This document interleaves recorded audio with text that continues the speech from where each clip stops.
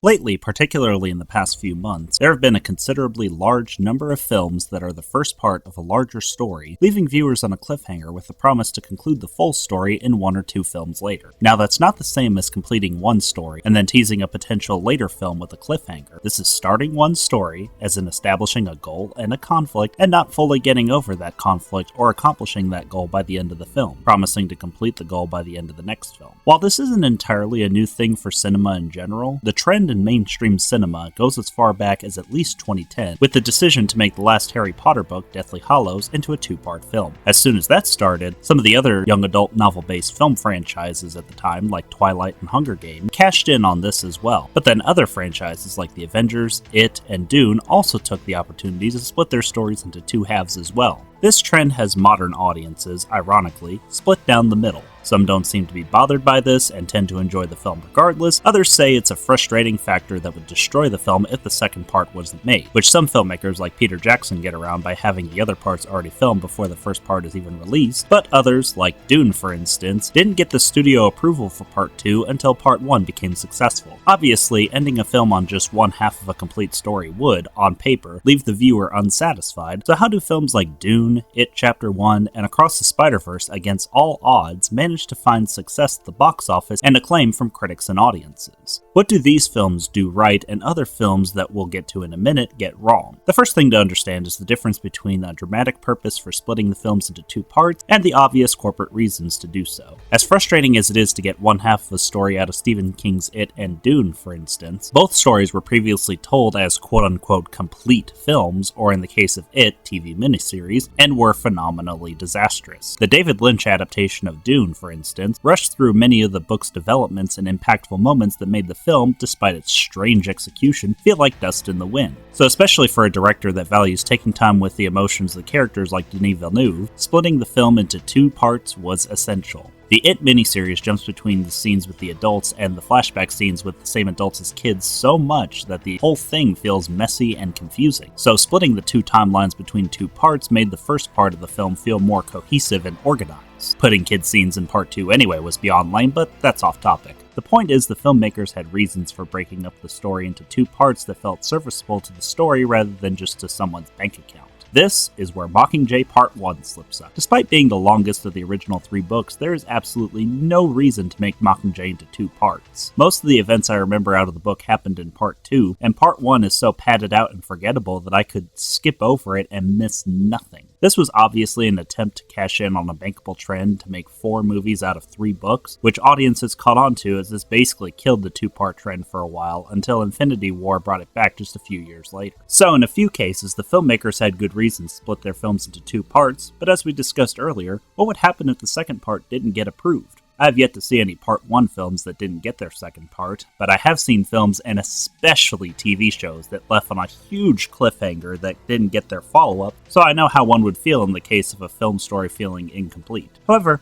that's not the case with as many of these Part 1 films as you would think. Recently, I went into Fast X and Across the Spider-Verse knowing that they were each the first part in multi-film stories, and with everything going on guild-wise at the moment, there's a likely possibility that if we get the next parts at all, it'll be a long time before we get them.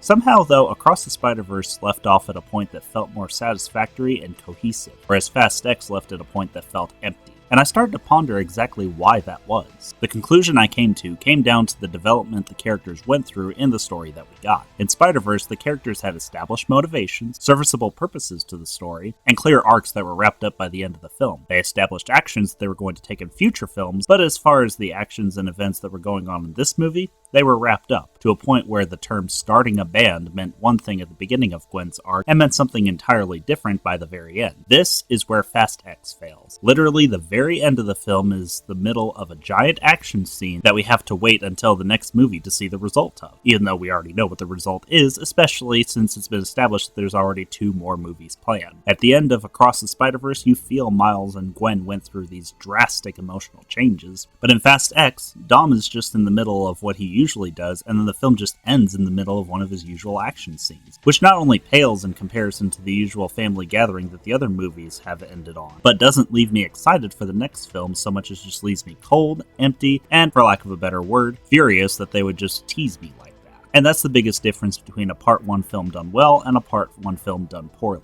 When it's done well, it still feels like a complete film. Even if we never get beyond the Spider-Verse or Doom Part 2 or Dead Reckoning Part 2, their Part 1s are still cohesive and complete films on their own, and are simply enhanced and expanded by their follow-ups. Heck, we weren't even technically supposed to get Back to the Future sequels, they just turned out to be added bonuses. The most intuitive filmmakers know to give the viewers a wholesome experience in the film they're watching, even if, again, for good reason, they had to split the story into 2 parts. And least intuitive filmmakers tend to promise that the best parts will be in the next film as an excuse to slum it through the film we're watching. And for me, that's a good enough reason for me to meet these filmmakers halfway.